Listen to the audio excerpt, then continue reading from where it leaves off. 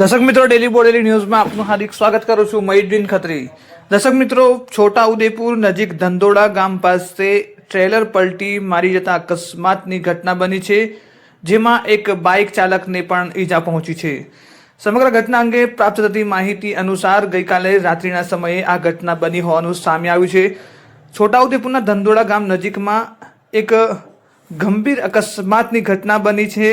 Highway પર જતું trailer છે તે અચાનક પલટી મારી ગયું હતું. આ દરમિયાન ટ્રેલરની ટક્કરથી બાઇક સવાર યુવાન ફંગોળાઈ ગયો હતો અને તેને ઈજા પહોંચી હતી. ટ્રેલર પલટી જતા હાઈવે ઉપર થોડા સમય માટે વાહનોની લાંબી કતારો જામી હતી અને લોકોના જે ટોળા છે તે મોટી સંખ્યામાં ઉમટી પડ્યા હતા. ટ્રેલર ક્યાંનું હતું, ક્યાં જઈ રહ્યું હતું અને બાઇક સવાર કોણ હતો હાલ જાણી શકાયું નથી, પરંતુ તમે જોઈ શકો છો કે ઘટના ખૂબ જ ભયાનક થઈ હતી.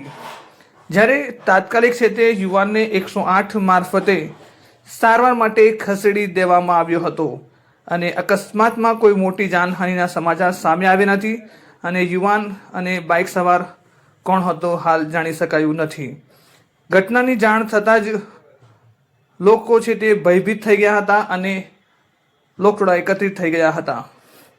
દર્શક મિત્રો, સમાચારોના સતત અપડેટ જોવા માટે અમારી યુટ્યુબ ચેનલ, ફેસબુક પેજ અને ઇન્સ્ટાગ્રામને ફોલો કરવાનું ભૂલશો નહીં. ધન્યવાદ.